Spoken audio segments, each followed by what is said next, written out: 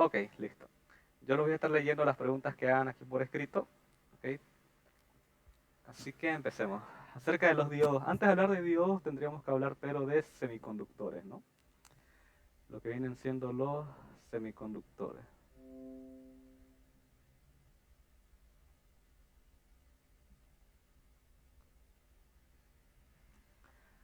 Ahora, ¿qué es un semiconductor, no? Un semiconductor, ustedes conocerán de circuitos 1 seguramente que existen materiales conductores y existen materiales aislantes, ¿no? Los materiales conductores, como por ejemplo el cobre, que es de lo que están hechos los cables eléctricos en su mayoría, son aquellos materiales que tienen una baja resistencia óhmica, es decir, su valor de ohmiaje es pequeño, por lo que la corriente puede fluir muy fácilmente a través de ellos. A diferencia de los aislantes, que su resistencia es muy elevada y por lo tanto la corriente le cuesta tanto pasar a través de esos materiales que la consideramos nula. De manera estricta, todos los materiales son conductores, es decir, aunque sea una cantidad infinitamente pequeña de electrones, pasan, digamos. Pero es tan pequeña que la consideramos cero. Y yo les puedo decir que a través del plástico circulan quizás un 1 por 10 a la menos 20 amperios, ¿no? Es ridícula esa cantidad de pequeña, ¿no? Entonces, bueno, esos son los aislantes. Pero existen los semiconductores. ¿Qué es un semiconductor? Es un material, ¿okay?, que eh, bajo ciertas condiciones actúa como un aislante, no deja pasar electricidad. Pero bajo otras condiciones este, permite el paso de la corriente. Bueno, eso es en principio un semiconductor. ¿Cómo consigue eso? Bueno, voy a intentar explicarlo un poquito rápido, ¿ok? Porque igual me gustaría realizar ejercicios con ustedes. Ya. El semiconductor más conocido es el silicio. Los dos más conocidos serían el silicio y el germanio. ¿Ok? Pero más que nada hoy en día en la industria y cuando en el caso de que ustedes alguna vez tengan que comprar un diodo, más adelante vamos a llegar a eso, son de silicio. Por eso se llaman semiconductores de silicio o diodos de silicio. Los de germanio tristemente se han quedado un poquito en el olvido, ¿no? Bueno, ¿cómo funciona esto? Tenemos un átomo de silicio, ¿no? Y el átomo de silicio tiene la particularidad de que en su capa más externa, ¿no?, la capa de conducción, posee una cantidad de electrones que son 4. ¿Bien? 4 semiconductores. ¿Qué sucede, por ejemplo, en un material de silicio, ¿no? Es decir, una agrupación de varios átomos. Bueno, que vamos a tener, por ejemplo, el silicio. Alguien aquí otro micrófono, por favor, se lo puedo apagar. Iván Vélez Solís. Hola. Ok, gracias. Este otro átomo de silicio también va a tener 4 electrones, ¿no? Por su parte, aquí arriba tiene otro y aquí tiene otro. ¿Qué sucede con los átomos? Bueno, que ellos tienden al equilibrio. Y el equilibrio para este tipo de átomos es tener 8 electrones en su capa de valencia. Tienen 4 normalmente, ¿no? Hemos dicho, estos 4 aquí que son de un solo átomo. Pero cuando se ve rodeado de otros átomos, lo que hacen los átomos es realizar un enlace covalente que se llama. Que para que lo entiendan es simplemente que comparten electrones, ¿no? Se comparte aquí, se comparte aquí, se comparte aquí y se comparte aquí. De esa manera, ahora fíjense que este átomo de silicio de aquí ha llegado al equilibrio porque tiene 8 electrones en su capa de valencia. 2, 4, 6, 8. También estos de aquí van a haber otros átomos aquí compartiendo y todos los átomos de silicio van a estar. Entonces, va, eh, se va a conseguir que este material va a ser eléctricamente neutro, ¿okay? Porque estas uniones van a ser tan fuertes entre los electrones que no van a escapar electrones del material. ¿Y qué pasa si no escapan electrones de un material? Si los electrones no fluyen a través de un material, recuerden que la corriente es el flujo de electrones a través de un material, pues que no va a existir, ¿no? Y ahorita es, es normal pensar, ok, entonces, ¿de dónde sale la propiedad de que si conduce algunas veces o no conduce algunas veces? Bueno, lo que se hace es dopar los materiales semiconductores.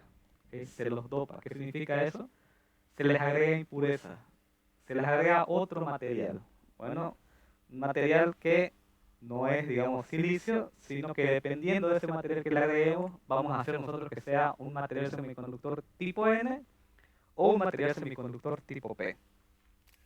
¿Ok? ¿Qué sucede con los tipo N, por ejemplo? Los tipo N viene de negative, ¿ok? Quizás los escribo por acá.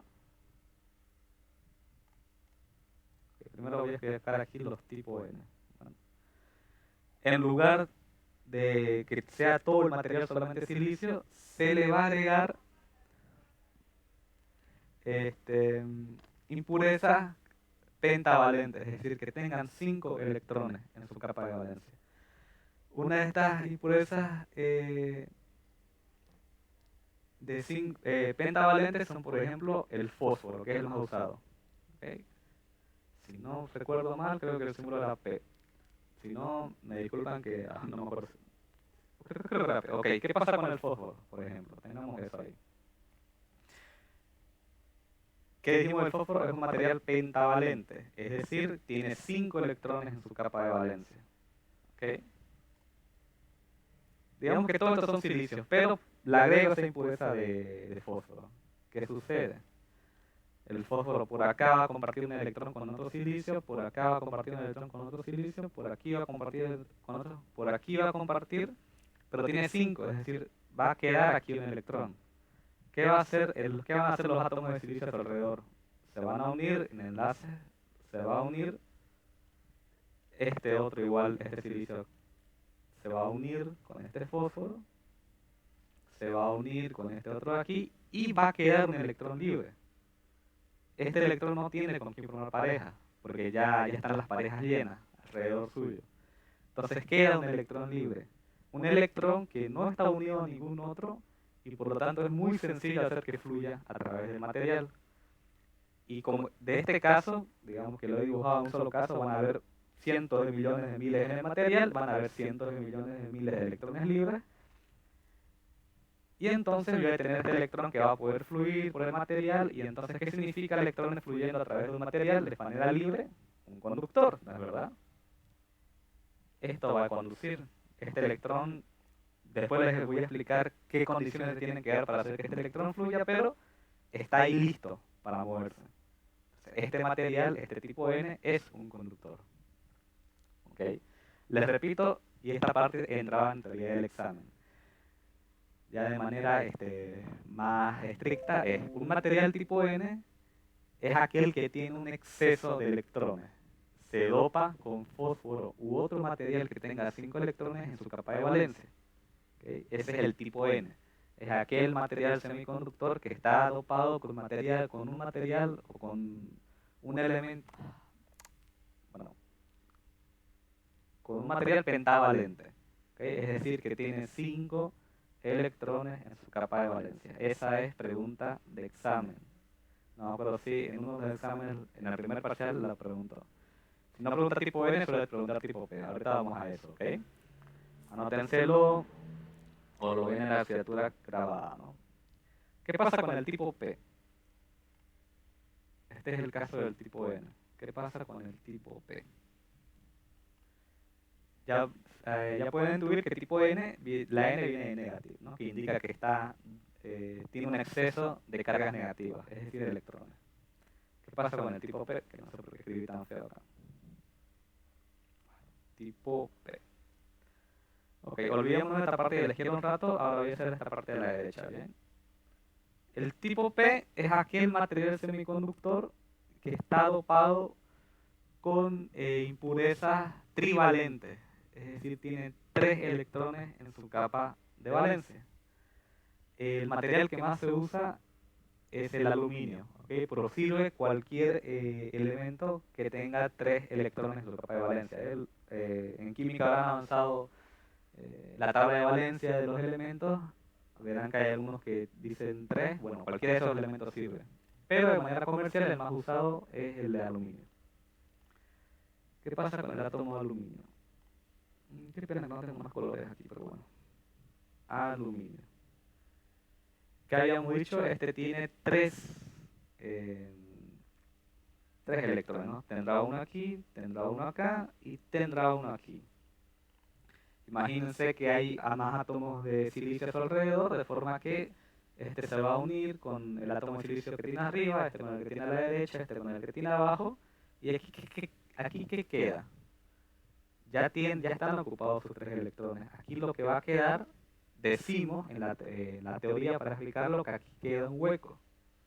Bien, aquí queda un hueco. No le he puesto el signo menos porque no es un electrón, esto es un hueco, un espacio vacío.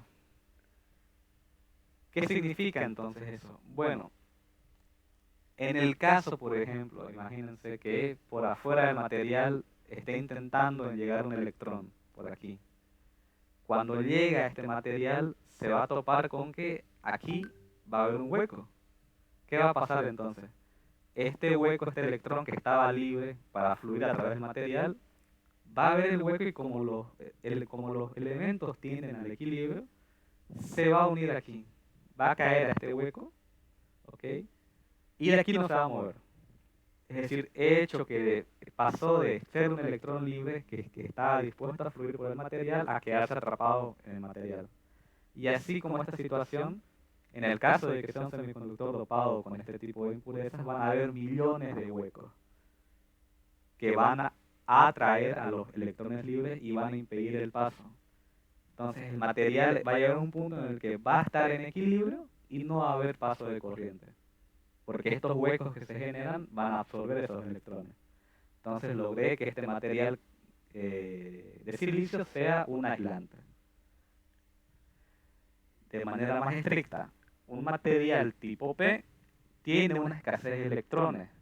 Se dopa con aluminio u otro elemento pentavalente en su capa de valencia, ¿no? Todo lo que he explicado ahorita, pero ya de forma más estricta. Entonces, estas son las dos situaciones. Tengo tipo N y tengo tipo P. Los tipos N con exceso de electrones y los tipo P con escasez de electrones o con exceso de huecos, que se llama. ¿Bien? Okay. Esas son dos preguntas de exámenes que pueden ser, ¿no? Espero que las hayan anotado o las pueden revisar luego en el video. Por último, para terminar esta parte de teoría, vamos a dejar en claro qué es un material intrínseco y qué es un material extrínseco, que en realidad es muy fácil. Se dice que un material semiconductor es intrínseco cuando se encuentra en estado puro. Es decir, cuando tengo el material solamente de silicio. Ese es un semiconductor intrínseco. ¿Bien? En cambio, un semiconductor extrínseco, les voy a escribir aquí las palabras para que las anoten. Hablamos del intrínseco cuando no hay dopaje, ¿no? Bueno, no hay dopaje. Es decir, es el material semiconductor puro, solamente silicio. O germanio, pero bueno, el germanio ya no se usa. En cambio, el extrínseco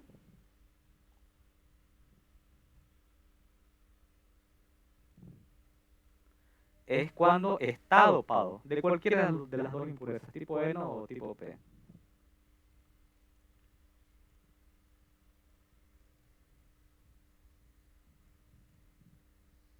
¿Ok?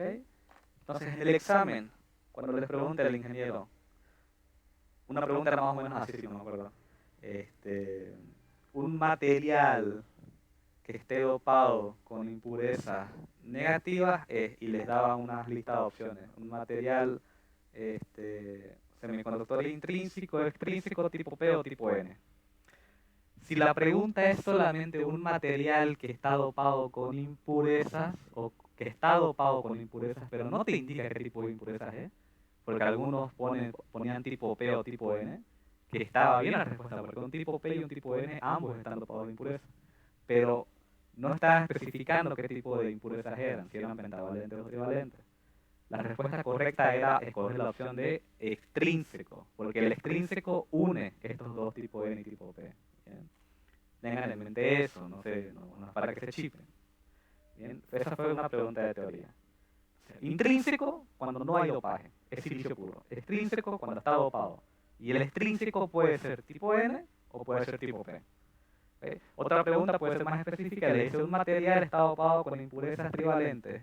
Entonces estamos frente a un material y les ponía las mismas opciones y ahí sí tendrían que poner si es pentavalente tipo N, si es trivalente tipo P.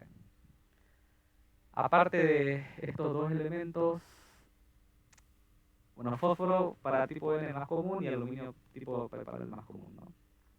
Okay, si se entendió bien, si no hay preguntas acerca de esta parte de semiconductores, ya podemos pasar a diodos.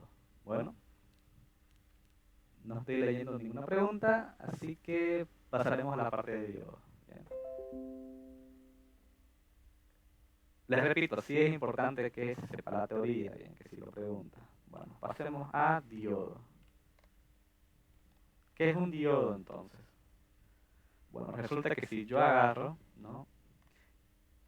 Tengo un bloque de un material tipo N y añado lo uno, mejor borro esto, a un material tipo P.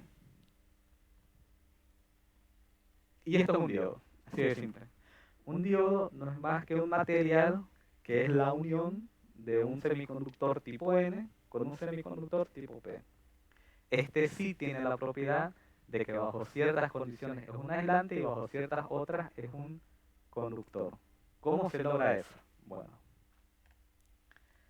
esta parte puede chipar porque necesito hacer uso de lo que es el sentido de la corriente convencional, que es la que han aprendido en circuitos 1 y han usado, si es que han pasado otra materia de circuitos. Pero para que se entienda esto tengo que hacer uso del sentido real de la corriente. Bien, ahorita les voy a explicar eso. Si se pierden algún punto o algo, etcétera, me avisan porque sí entiendo que esta parte puede llegar a chipar, porque hemos aprendido nosotros que la corriente, si yo tengo una batería, por ejemplo, de este tipo, así es como se dibujan las baterías en los esquemas, ¿no? La línea larga corresponde al positivo y la línea más corta al negativo. Nosotros hemos aprendido que la corriente fluye en este sentido, ¿no? De positivo a negativo. Se llama sentido convencional de la corriente. No es que esté mal, sirve. Por eso es que cuando hagamos análisis de circuitos más adelante con varios componentes, usamos este sentido. Y está bien, ¿ok? Está bien. Pero para explicar esta partecita de diodos es necesario que usemos el sentido real de la corriente, porque en realidad, en laboratorio y todo, la corriente va de negativo a positivo, ¿ok? Esta parte es solamente para explicar lo de diodos. Una vez que entiendan esta parte de diodos, volvemos al sentido convencional. Bueno, entremos al sentido real. ¿Qué sucede entonces? Bueno, fíjense que ahorita lo he polarizado. He unido el positivo de la fuente con el material tipo N y el negativo de la fuente con el material tipo P. Hagamos un análisis, ¿no? Habíamos dicho nosotros que en el tipo N lo que sucede es que tiene un exceso de electrones, ¿no? En cambio, el tipo P, esos huecos que se generan, nosotros los asumimos como cargas positivas. O sea, los asumimos, no es que se producen protones de manera mágica en este material, son huecos. Pero como es algo diferente a los electrones, nosotros los dibujamos como cargas positivas, ¿ok?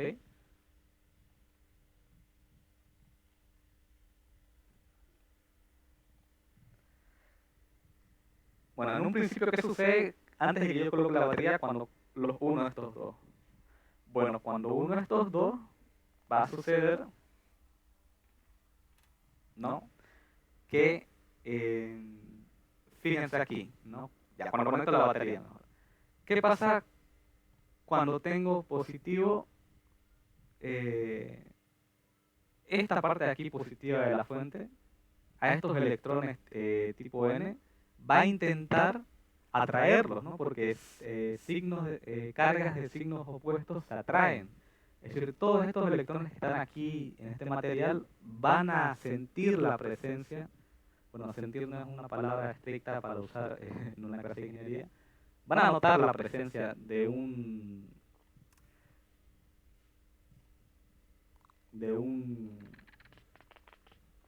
sea, Dios, van a sentir la presencia de que aquí hay cargas positivas, ¿no? En esta parte de la fuente.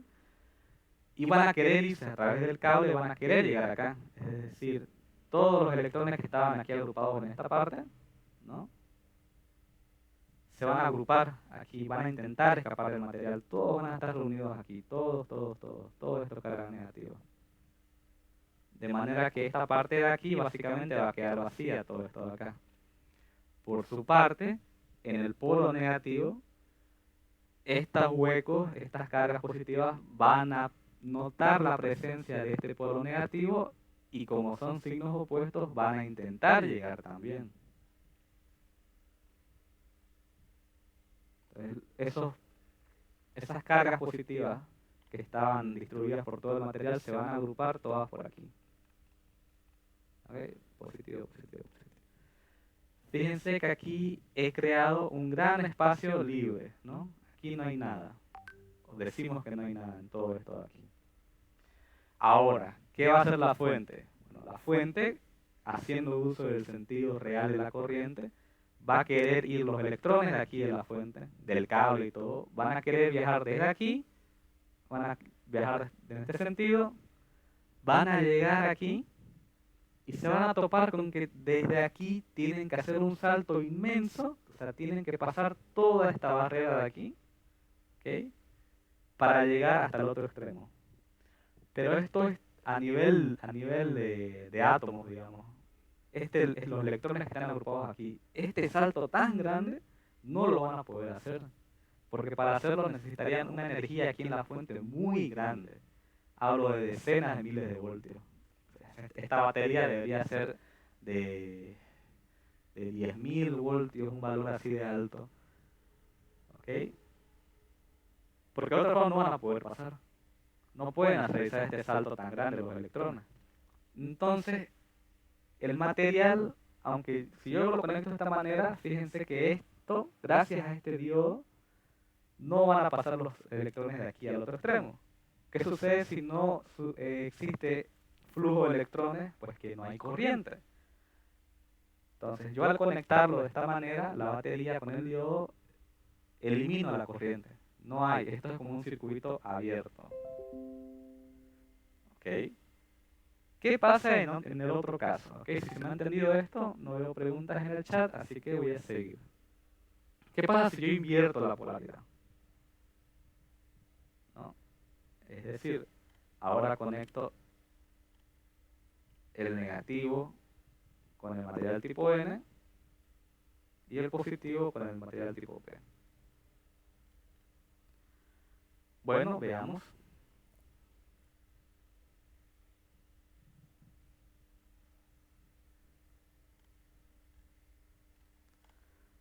¿Qué pasa? Ok, no, volvamos con esto. Esto está, los electrones están dispersos a través de todo el material y las cargas positivas están dispuestas a través de todo el material. ¿Qué pasa con los signos de cargas, con las cargas de signos iguales, perdón? ¿No? Negativo con negativo, ¿qué hacen?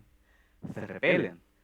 Quiere decir que estos electrones de nuevo van a notar la presencia de este polo negativo y van a querer escapar de él, huyen. Por lo que todos los electrones se van a agrupar en esta parte de acá.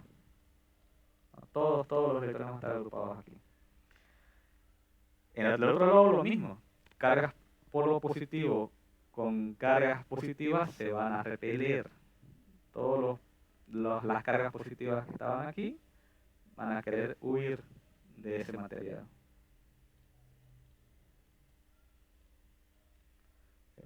Fíjense que en esta zona de aquí, que se llama la zona de unión del diodo, ¿no? Está aquí. ¿Qué tenemos aquí? Tenemos negativos acá, tenemos positivos acá. Ahora, una pequeña cantidad de estas cargas, ¿no? Como cargas de signos opuestos atraen, van a cambiar de posición. Es decir, algunos positrones van a llegar acá, positrones, que no está mal, cargas positivas, algunas van a pasar aquí, algunas. Y algunas cargas negativas van a pasar al otro material, pero siempre dentro de esta barrera, ¿no? Siempre en la unión, dentro de la unión. Y una vez que llegan a una cierta cantidad, ¿ok? porque no pasan todos, como lo digo, son algunas, aquí se genera una diferencia de potencial, ¿no? Fíjense, tengo un polo positivo aquí, tengo un polo negativo acá, aquí se genera una barrera, una diferencia de potencial se llama.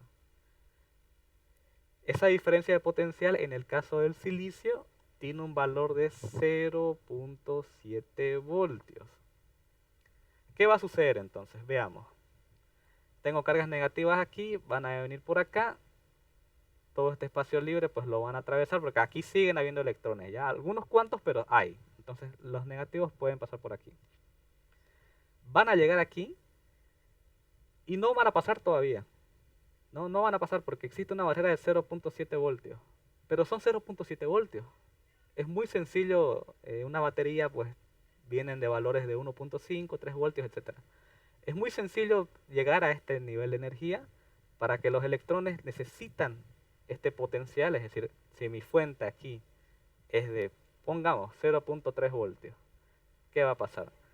Que va a llegar el electrón a este punto con 0.3 voltios, va a llegar hasta aquí y va a decir, tengo 0.3, ¿me da para pagar el peaje de 0.7 voltios? No. Entonces va a seguir siendo un aislante, ¿no? No va a existir flujo de corriente. Pero como les digo, son 0.7 voltios. ¿Qué pasa si mi batería es de 1 voltio? Bueno, el electrón va a pasar por acá, va a llegar a esta barrera y va a decir, yo tengo 1 voltio y necesito como mínimo 0.7. Tengo exceso. Tiene la energía suficiente este electrón para desde aquí, pum, saltar la barrera, llegar aquí y aquí estando negativo con el polo positivo va a ser atraído muy rápidamente por acá. Y así van a suceder con la gran cantidad de electrones que tiene el material y todo, y va a existir un flujo de corriente. ¿Qué es lo que he hecho? He cambiado, digamos, cambié la batería, cambié el material, cambié algo, no. Lo único que hice fue cambiar la polaridad de la fuente. Cuando la fuente está conectada de esta manera, de forma que el positivo de la fuente va con el extremo del tipo P y el negativo va con el extremo del tipo N, se dice que está polarizado de manera directa. En polarización directa, el diodo conduce. ¿Okay? En polarización indirecta, el diodo no conduce, que era el anterior caso. Bueno, de esta manera es como se logra el efecto este. No es magia, es ciencia, ¿no? El único detalle es ese, ¿no? Que en polarización directa mi fuente tiene que ser arriba de 0.7 voltios para que pase la corriente, ¿no? Que repito, es una tontería, ¿no? Porque a ver, 0.7 voltios es muy pequeño, pero bueno. De esta manera se logra este efecto. Bueno, y es muy útil, vamos a ver adelante. Quizás el día que hicimos el domingo con los ejercicios, la idea era hacerlo el ejercicio, no les expliqué nada. Espero que ahora quede claro el por qué el diodo conectado con una polaridad se eliminaba y por qué conectado con otra polaridad se tomaba en cuenta esa rama, ¿no? Algunas consideraciones que tener, pero ¿okay? Sigo sin ver preguntas, así que voy a seguir explicando. Estoy leyendo las preguntas del chat de Meet, ¿no? No estoy viendo ahorita no sé qué estarán hablando en el grupo de WhatsApp, ¿no? Pero bueno, estamos en oscilatura. Uf, a ver, quiero explicar. Ah, ya. Acerca de las gráficas, ¿no? Bueno, sucede que nosotros tenemos diferentes diferentes gráficas del diodo, dependiendo de en qué caso estemos trabajando. De manera ideal,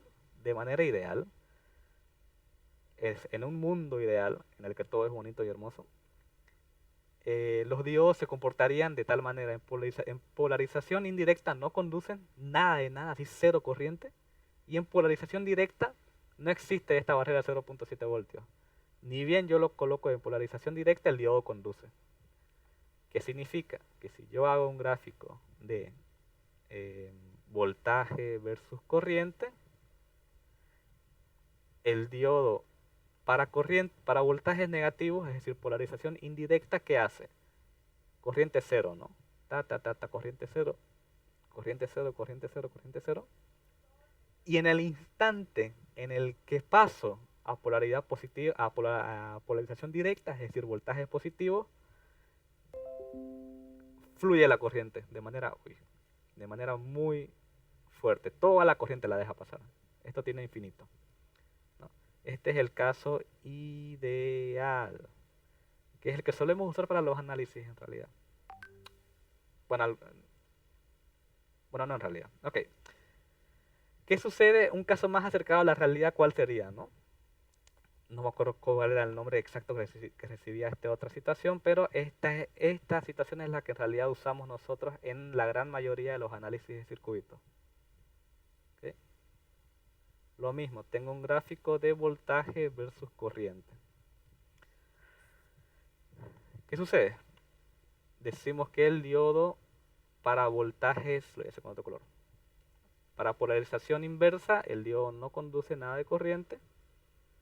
Para polarización directa, digo que tiene que llegar hasta un valor mínimo de 0.7 voltios, ¿no?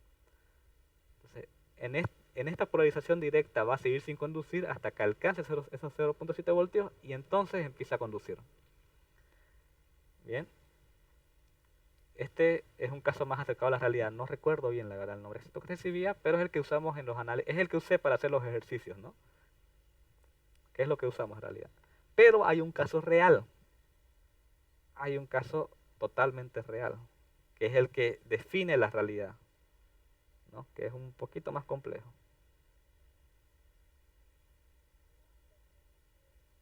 Lo mismo, una gráfica de voltajes versus corriente.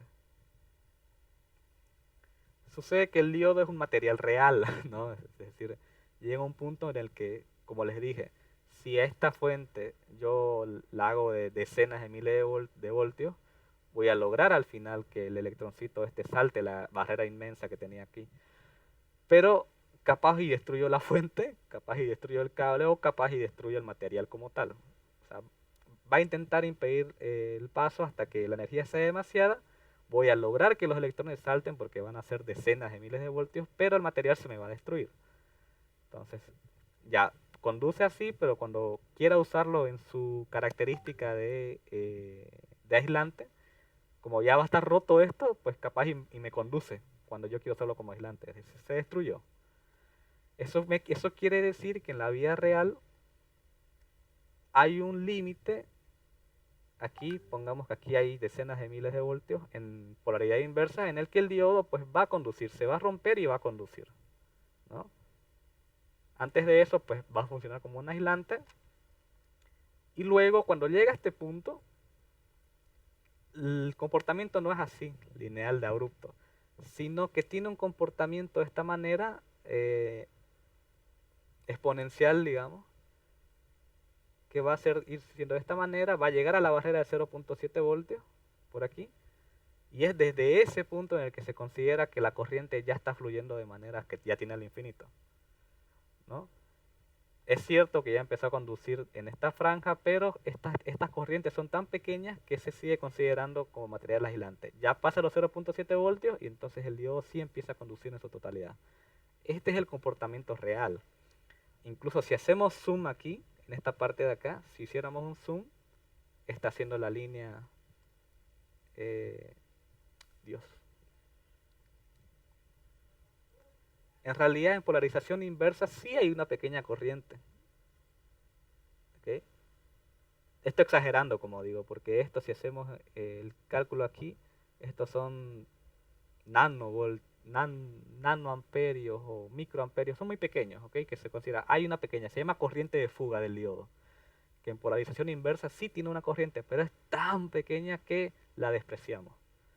En la mayoría de los casos, si nos metemos más específicos a aplicaciones de electrónica muy avanzada en el que es necesario que no existan corrientes, sí se debe tomar en cuenta.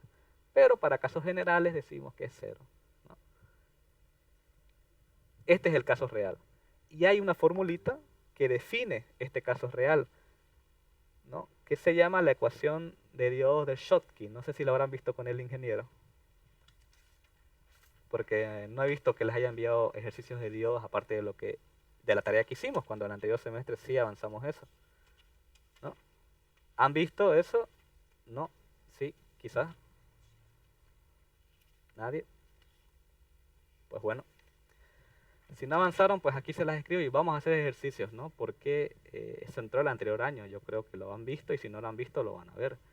La ecuación de Schottky que define el diodo real bueno, Shockley, ok, es que la corriente a través del diodo va a ser igual a la corriente, a una corriente sub S, Dios, no me acuerdo qué significa esta sub S, corriente, creo que esta es la corriente de fuga, si no me equivoco, por E elevado al voltaje existente en el diodo sobre un valor N, que es una constante del material, por un voltaje térmico menos 1. Si ustedes reemplazan valores, por ejemplo, con 0.7, ¿no? Si ahorita por temas de hacer, no atrasarme mucho en esta parte, si ustedes van reemplazando valores de voltaje de diodo, porque N es una constante, BT es una constante, E y S es una constante, se van a dar cuenta que la forma que se crea si yo voy cambiando valores de esto es esta gráfica de aquí. ¿Okay? Se va creando esta gráfica de aquí. Aquí se nota el comportamiento exponencial de la gráfica. Pero llega un punto en el que este valor de voltaje del diodo es tan alto, no es tan alto que esta corriente, fíjense, va a tender a infinito. El número E elevado a un exponente de 10, por ejemplo, ya, si el voltaje del diodo es 10 voltios, E elevado a 10, 2 elevado a 10, ¿cuánto es? Pues? Bueno, entonces me voy a poner a calcular un número muy grande, entonces eso me indica que pasado un valor, esto tiende a infinito. Entonces esta ecuación, vamos a hacer ejercicios ahorita de esto, porque entró al examen y todo, y tenemos que hacerlo. Okay. Estas son las tres situaciones, ¿no? Del diodo. Entonces, caso ideal, que no se da, no existe, pero sirve para explicar la base del comportamiento de diodo. Este caso, que es el que usamos en los análisis, que es el que usé yo para hacer la tarea, y este que es el caso real. Bueno. Ok.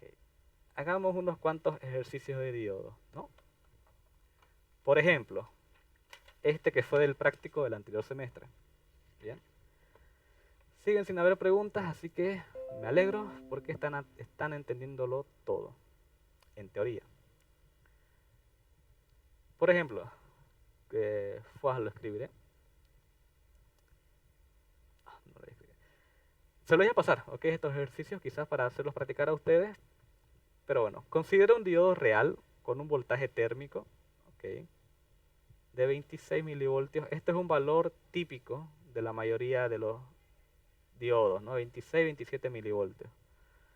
Un valor de utilización, creo que era, este igual es una constante del material, que es un valor que va entre 1 y 2, ¿no? En este caso me dice que tiene de 1.7, es adimensional, y una corriente I sub S igual a 16,7 picoamperios, ¿no?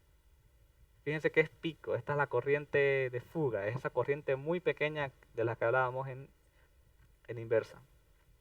Bueno, con todo esto me pide que calcule qué corriente va a existir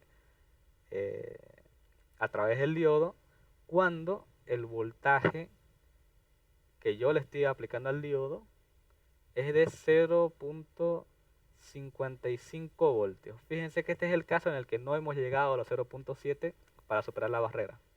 Bueno, ahora sí, hagamos cálculos.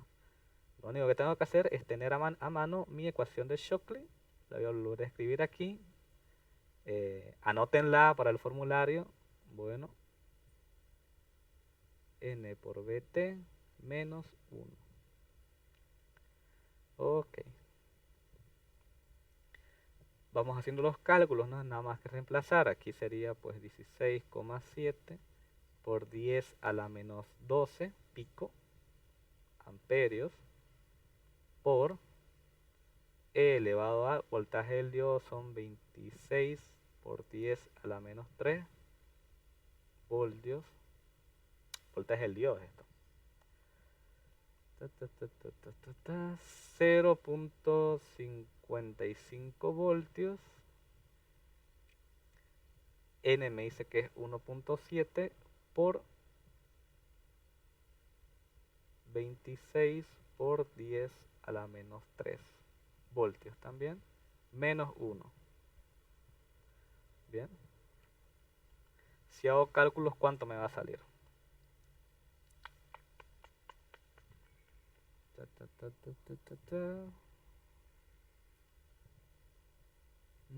Ok, vamos directo. esto va a salir 4.23 por 10 a la menos 6 amperios. Es decir, 4,23 microamperios. Fíjense que no llegué a los 0.7 voltios, es por eso que la corriente, aunque está polarizado directamente, porque esto es positivo, ¿no?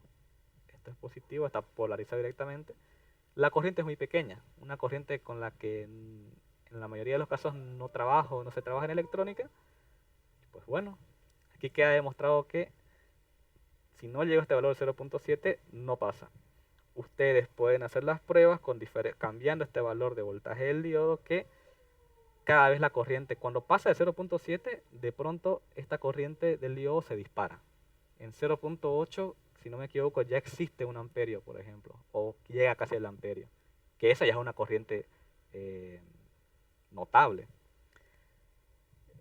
Más ejercicios sobre esto, pues podría cambiar que me pida hallar la N, que me pida hallar la S, y ahí tendrían que hacer ustedes un despeje, ¿no?, de la fórmula. Practicar despejes en este punto, pues no le veo, ¿no? Están en segundo año, deberían ser muy buenos despejando, pero este tipo de ejercicios pueden entrar, ¿no? ¿No les ha enviado el ingeniero un práctico aparte del que ya hicimos? Porque lo último que vi que avanzaron fue rectificadores. Les estoy preguntando para ayudarlos, ¿no? Si es que lo hicieron. Si no, sigo avanzando. Que nos queda media hora todavía. Bueno, eso sobre diodos. Ahora, ¿hay más ejercicios de diodos más complicados? Sí, los hay. Como los que hicimos, por ejemplo, ahí. Pero detenerme ahorita en diodos mucho tampoco vale la pena, porque necesitamos avanzar. Si es que necesitan más ayuda con diodos, este ejercicio sería muy bueno que lo hagamos, pero es largo. Y como no veo que les haya enviado un práctico como tal, quizás no lo avanzó, lo va a dejar del lado ese tema, no lo sé. Tampoco me están diciendo nada. Así que voy a pasar directamente a lo último que avanzaron, ¿no? Porque esto de diodos, de ahí pasa a rectificadores, si no me equivoco. ¿No es verdad? Bueno, pasemos a los rectificadores entonces. Bien. ¿Qué pasa con rectificadores? ¿Qué es un rectificador para empezar? ¿Por qué hablamos de rectificación? Nosotros conocemos la corriente alterna, ¿no? La alterna, que tiene una forma, ¿no?, que es la que nos llega de CRE. Dios, qué línea más fea.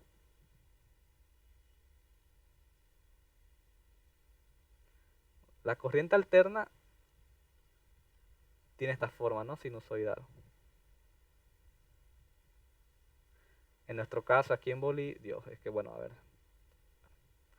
En Bolivia la frecuencia de la red son de 50 Hz, es decir, hay 50 ciclos por segundo. Y tiene un voltaje RMS de 220 voltios, es decir, eso es un promedio de 220 voltios. El valor real que alcanza en su pico es de, si no me equivoco, 311 voltios, ¿no? Eso lo vamos a ver mucho más a detalle ahorita con un ejercicio. Pero ¿qué pasa? Que yo como electrónico o yo como ingeniero en redes, usualmente no trabajamos nosotros con alterna. Cuando hablo de corriente, ¿no? No hablo de señales de redes ni nada. Nosotros trabajamos con voltajes directos. ¿No es verdad? Es decir, nosotros queremos tener valores de voltaje para ocuparlos para nuestros circuitos, para nuestras máquinas, etcétera.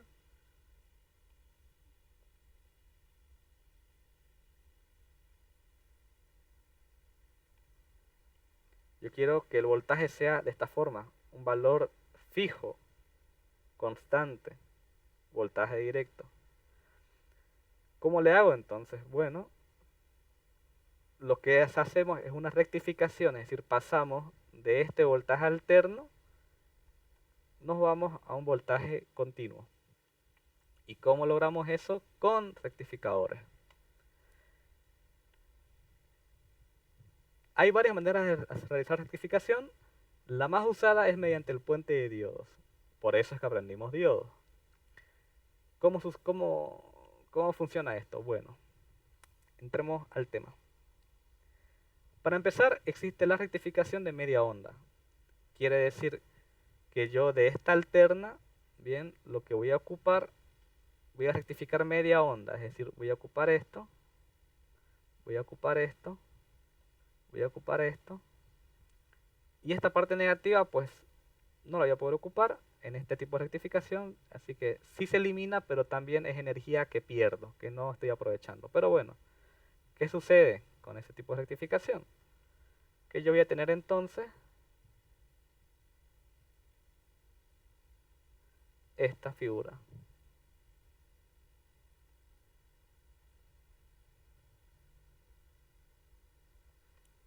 Y por supuesto que alguien podría decir, bueno, ¿y eso es directa porque no tiene nada que ver con una línea recta? Pues no, no tiene nada que ver con una línea recta, pero eliminé esta parte negativa. Ya no está oscilando entre valores negativos y positivos mi voltaje, sino que son todos valores positivos. Así de simple, así de sencillo, ya se considera directa. ¿Bien? Es una directa con la que tampoco es recomendable trabajar porque siguen habiendo oscilaciones entre valores positivos, ¿no? Pero son todos valores positivos. En algunos casos sirve trabajar con esta.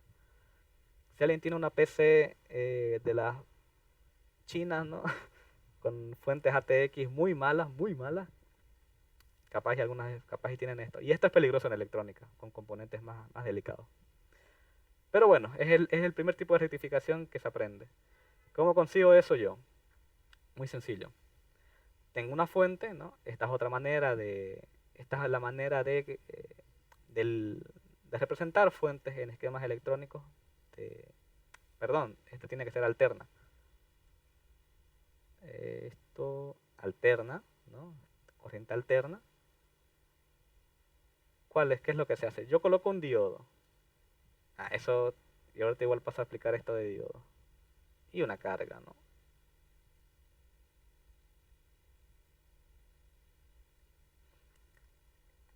Algo que me olvidé de decirles de diodo es que esta parte positiva se llama ánodo. ¿Bien? Es una palabra griega, si no me equivoco, que ánodo creo que o sea, significa positivo de alguna manera, no recuerdo bien esa parte. Esta parte negativa se llama cátodo. ¿Okay? En el español los escribimos con C, pero yo lo voy a escribir ahorita con K porque en la representación, digamos, en la representación de los esquemas, el ánodo se denota con la letra A y el cátodo se denota con la letra K, ¿no? En español se escribe con C, pero se denota con K. Entonces tenemos A y K. Si yo veo una A, esa parte es el positivo. Si veo una K, esa parte es el negativo. Y ya de forma real, en la vida real, el diodo así es como tiene el tamaño de una resistencia. Me imagino que ya conocen una resistencia en físico. Es de color negro, pero tiene una franjita que es blanca. ¿Ok? Aquí la voy a con azul. Esa franjita blanca me indica el ánodo. Y el opuesto, pues obviamente que va a ser el cátodo. ¿Ok? Wow, lo dibujé con colores distintos. Error mío. Pero se entiende, ¿no? Donde está la franjita es el ánodo. Y en la representación de esquema, que es esta flecha así, que se denota así el diodo, donde está la línea, nuevamente va a ser el ánodo. Y el otro extremo es el cátodo. Bueno, eso. Volvamos aquí. Ok, ¿qué habíamos dicho nosotros, no? Imaginemos que estamos en el semiciclo positivo de la alterna. La alterna vendría así. Vendría así. Bueno, ¿qué pasa en el semiciclo positivo? ¿No? Es decir, durante todo ese tiempo en el que la alterna tiene esta polaridad. ¿Cómo está polarizado entonces mi diodo? Positivo está conectado con ánodo, ¿no? Dios, creo que lo expliqué mal, ¿no? Esta parte es el ánodo. Dios, bueno, perdón. Esta parte es el ánodo, la que no tiene nada. Y mejor lo escribo aquí de una vez. Esto es el ánodo y esta línea indica el cátodo. Bien, aquí está el positivo y aquí está el negativo. ¿Qué pasa en el semiciclo positivo de la alterna? Bueno, positivo con positivo, negativo se une con el negativo, va a existir corriente a través del circuito, ¿no? En este sentido. Entonces es la línea negra, ¿no? Va a existir corriente durante toda esta parte. ¿Qué pasa cuando llegamos al semiciclo negativo, pero? La polaridad se invierte, ¿no? Ahora tendré aquí arriba negativo, aquí abajo positivo. Y borremos esto de acá.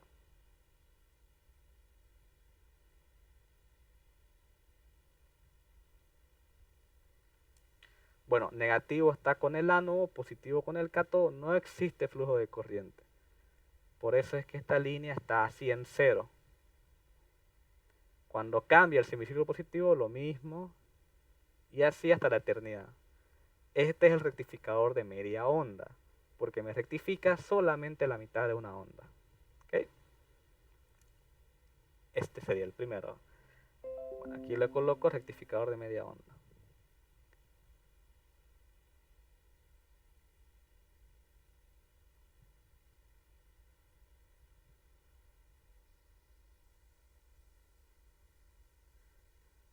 Pero el que usamos es el rectificador de onda completa. Okay, lo voy a ir dibujando de una vez. ¿Cómo sucede este?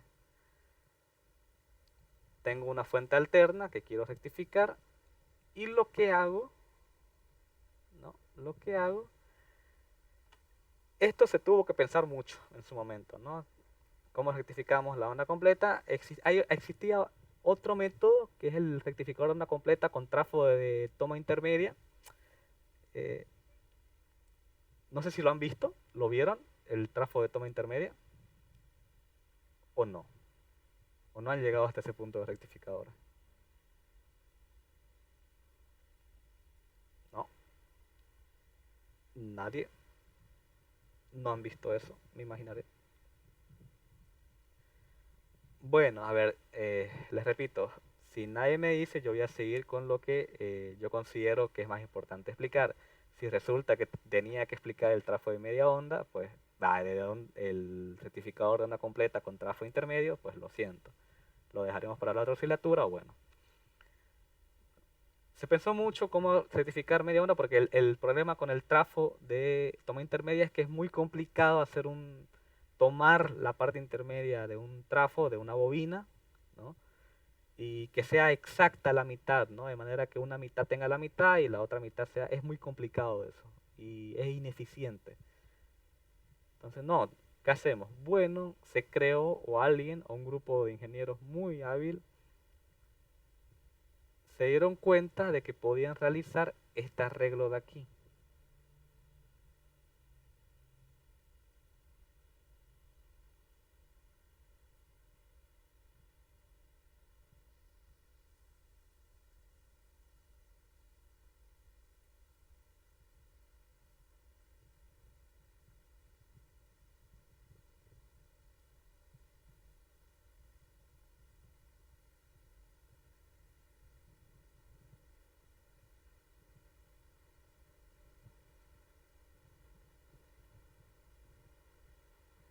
¿Ok?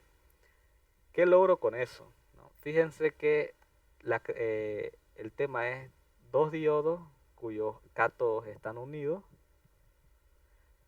y dos diodos cuyos ánodos están unidos, ¿no? Unidos de esta manera.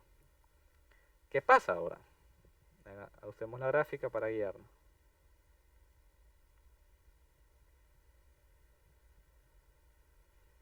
Yo tengo en un principio corriente alterna, ¿no?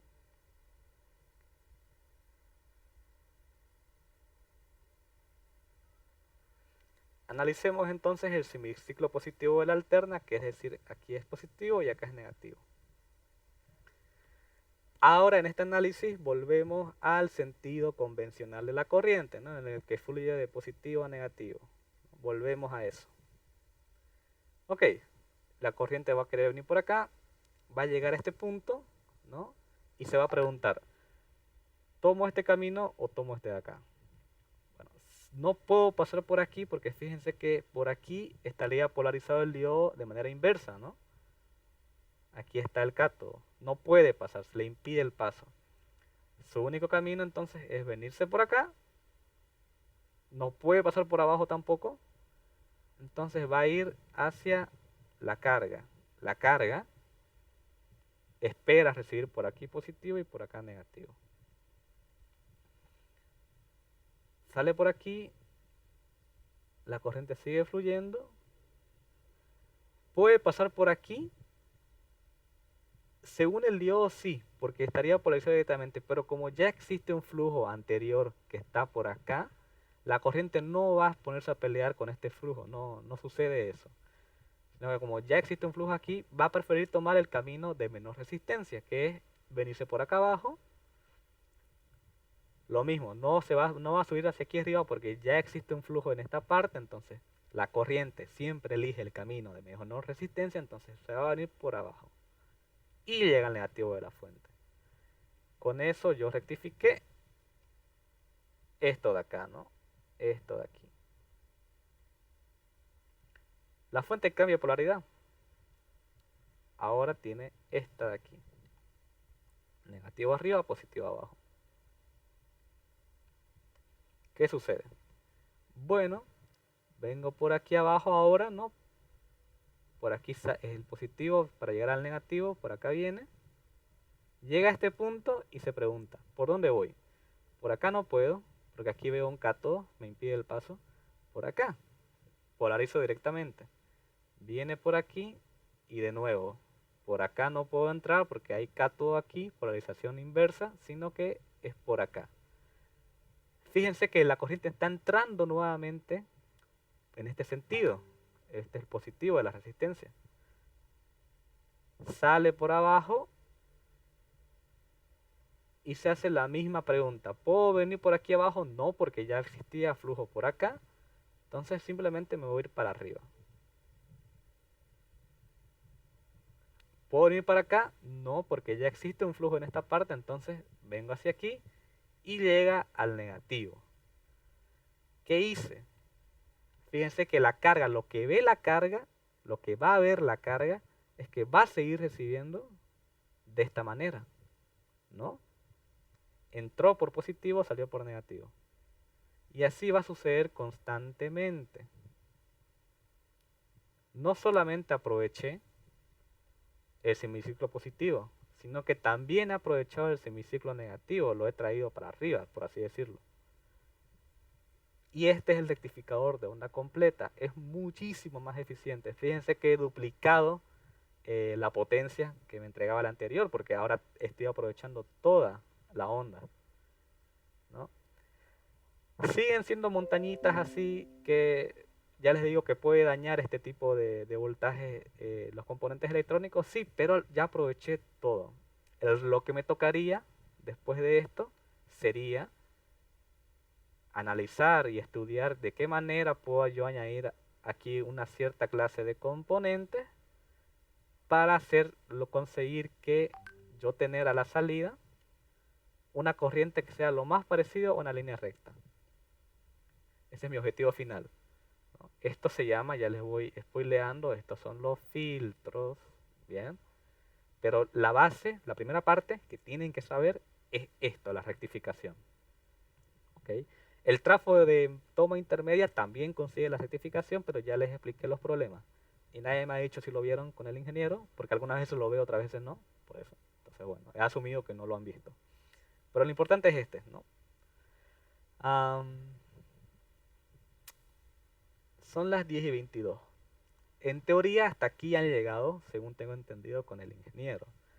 Ahora, ¿les ha dado el ingeniero ejercicios o no? Y quieren que hagamos uno conmigo, por ejemplo, rectificación. Tampoco sé si ya han visto el tema de filtro, ¿no? Y bueno, parece que no han visto filtros todavía. Hagamos un ejercicio ya, para terminar la asignatura, ¿no? Un ejercicio de rectificación de media onda, para empezar, que es un ejercicio bastante común del ingeniero. Todo esto que les he explicado es teoría, ahora entramos a la práctica con formulitas y todo. Fórmulas que sería bueno que igual vayan anotándose en su formulario.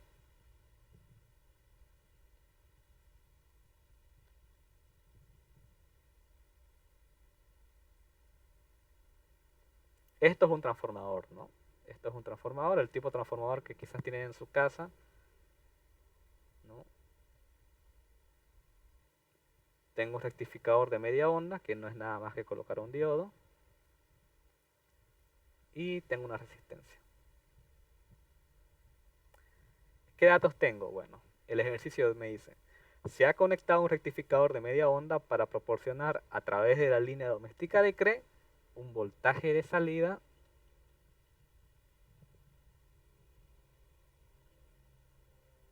de 6 voltios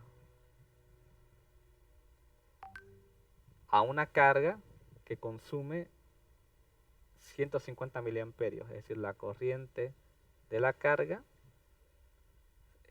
son 150 miliamperios. Calcular la relación de espiras del transformador, el factor de rizo del transformador, el factor de rizo si se incluye un capacitor, eso es filtro, esa parte la vamos a soltar por ahora. Y bueno, el filtro para producir un factor, ok. Que ya deberían haber lanzado filtros, no sé si lo han hecho. Bueno. Datos que yo conozco. Me dice el ejercicio que a través de la línea de la CRE, es decir, yo sé de esta fuente que es la CRE. ¿Qué valores me da la CRE? Bueno, la CRE me indica un voltaje RMS de 220 voltios y una frecuencia de la red de 50 hercios. Eso yo lo sé y todo el mundo ya debería saberlo. Otra cosa que me dice es que el voltaje aquí de salida, es decir, el voltaje que ve la carga, pero ese voltaje es un valor, me dice también que es directo, es lo que ve la carga. La carga ve, cuando yo analizo en la carga, yo analizo valores, valor medio se llama, ¿ok? Se denota así con CD, que aquí son 6 voltios. Y la corriente que fluye a través de esto, la corriente en la carga son 150 miliamperios. ¿Qué tengo que hacer? Bueno, este valor en la carga, este valor medio son 6 voltios. Pero yo necesito irme a la parte alterna. ¿Okay? Necesito analizar todo el ejercicio. Estoy yendo desde esta parte hasta aquí, hasta atrás. Porque necesito la relación de espira de esto. Yo sé que el valor CD es igual al valor máximo, que es el que necesito, dividido pi. ¿Okay? Esta es la formulita. La formulita sería más o menos que el valor máximo es igual a pi por el valor medio. ¿Okay? Bueno, yo necesito el valor máximo. Entonces, valor máximo es eso, ¿no? Va a ser pi por 6 voltios.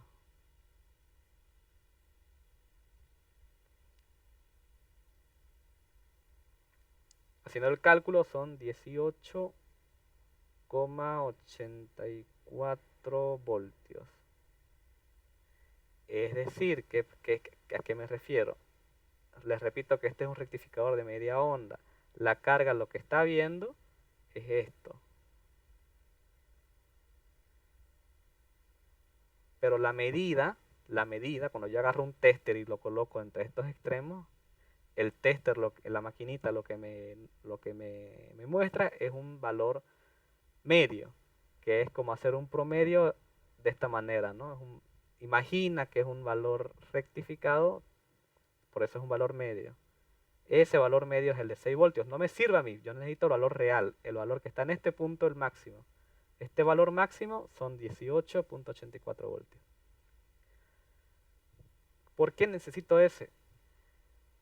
Porque fíjense que el rectificador lo que hace es rectificar, no me varía la frecuencia, no varía la frecuencia de la onda. ¿Ok? Ahora, respecto a la amplitud, sí hay un cambio. Resulta que los diodos habíamos visto que tienen una barrera, ¿no? Que tienen que pasar los electrones, que es 0,7 voltios. Es decir, que los diodos consumen 0,7 voltios, ¿ok? En polarización directa. Es decir, digamos que esta fuente alterna mía era de 20 voltios en su valor máximo, ¿ya? En su valor máximo, no el valor promedio. Tiene que pasar a través, en un semiciclo tiene que pasar a través de un diodo y tiene que pasar a través de otro. Es decir, tiene que consumirse 0.7 voltios más 0.7 voltios. En total se consumen 1.4 voltios. Quiere decir que la sal... Dios, no. No tengo plata para criptomonedas. Quiere decir que la salida en realidad de los 20 voltios de la fuente va a consumir 1.4 voltios. O sea que 20 menos 1.4, si no me equivoco, es 18.6. En realidad, esta línea amarilla va a ser más pequeñita que la línea negra, bajándole los 1.4 voltios. En el otro semiciclo va a ser lo mismo, también pasa a través de dos diodos. Entonces sí existe un consumo. Bueno, que en los ejercicios hay que tomarlo en cuenta. ¿Ok? Pero repito, no varía la frecuencia de la onda. La amplitud la varía ligeramente. ¿Ok? Entonces yo tengo que en la carga el valor máximo este son 18.84 voltios. Es decir, aquí en este punto de aquí, en valor máximo, aquí a esta salida de este rectificador hay 18.84 voltios. Pero yo sé que si yo quiero ir desde este punto acá, ¿no? Quiero saber cuánto es el voltaje en este punto de aquí. Yo sé que este diodo cuánto consume, 0.7. Entonces en este punto va a haber este voltaje más lo que consumió el diodo, porque yo estoy yendo de atrás hacia adelante, ¿no? Me refiero a que el valor que va a haber aquí, yo le llamé B sub E minúscula. Ese valor B sub E minúscula tiene que ser lo que sale del rectificador más lo que consumió el diodo, porque estoy recuperando ese consumo del diodo, ¿no? En mi análisis, que son 0.7 voltios. ¿Eso cuánto da? Eso da 19,5495 voltios. En este punto de aquí, hay 19.5495. ¿Por qué? Repito, porque de aquí para saltar hasta acá tiene que consumir el diodo su 0.7 y de ahí queda este valor. Este ya es el que llega a la carga y en la carga lo que yo tomo es el valor promedio. Espero que se entienda. Necesito seguir yendo para atrás. ¿Qué sé yo de la fuente? Bueno, yo sé de la fuente de la CRE que la CRE me entrega un valor RMS de 220. Eso es como la alterna completa. El tester lo que hace es de nuevo sacarme una en promedio. Pero yo no quiero promedios, yo quiero valores reales. En el caso de la alterna, el RMS es igual a el valor máximo sobre raíz de 2. De ahí viene el nombre en inglés de root mean square voltage. Es el valor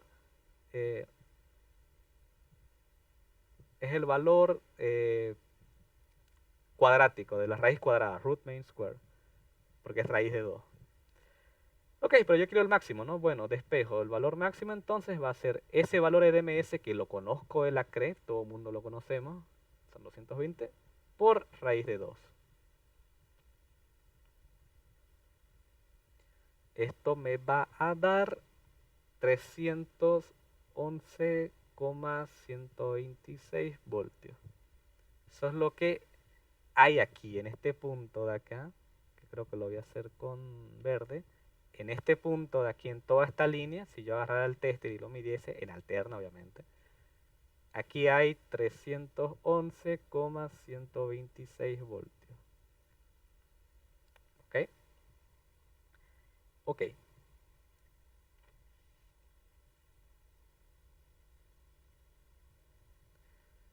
Lo que me pedía hallar a mí era la relación de espirales del transformador. La relación de espirales del transformador se refiere a que el valor del primario del transformador sobre el valor del secundario del transformador es lo mismo que decir el número de espiras que tiene el primario sobre el número de espiras que tiene el secundario. El ejercicio me está pidiendo esta relación de acá. ¿Ok? Pero para eso yo necesitaba valor del primario, voltaje del primario y voltaje del secundario, que ya los tengo. Esta parte de aquí que está conectada a la fuente, este es el primario del transformador. Y la otra parte es el secundario del transformador. En este caso, fíjense que es un transformador reductor, porque me reduce un voltaje de 311, me lo deja en 19.5195.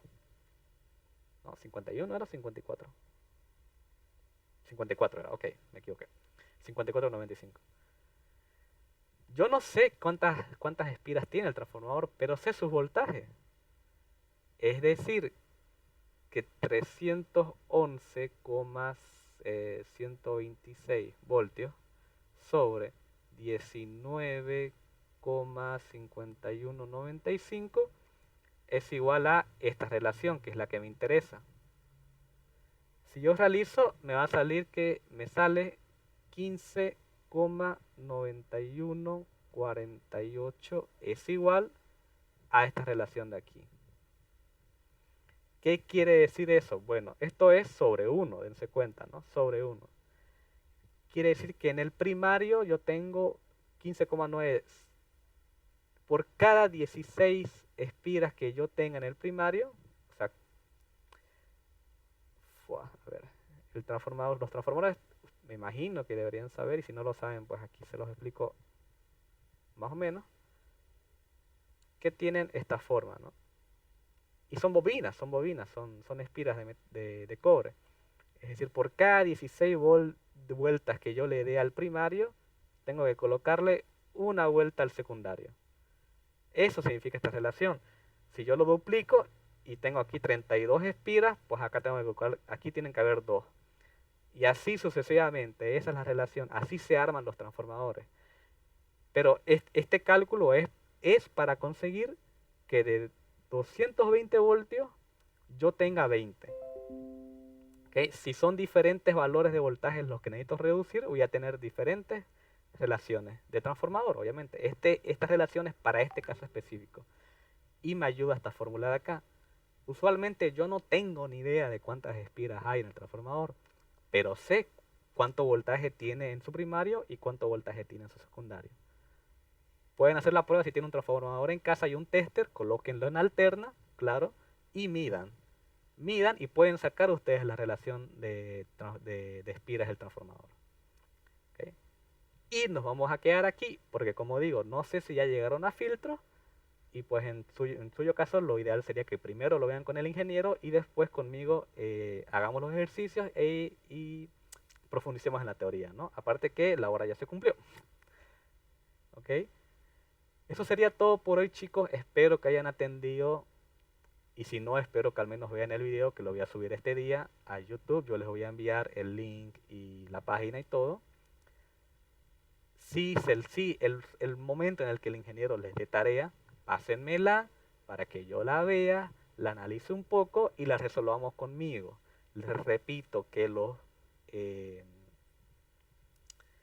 los prácticos valen nota y es una nota que puede salvarles el semestre. ¿Ok? Si salté cosas es porque ustedes no me dijeron si era necesario profundizarlas o no. Bien. Eso sería todo conmigo por hoy. Nos vemos la siguiente semana y espero verlos nuevamente, ¿no? Eso nada, hasta la próxima.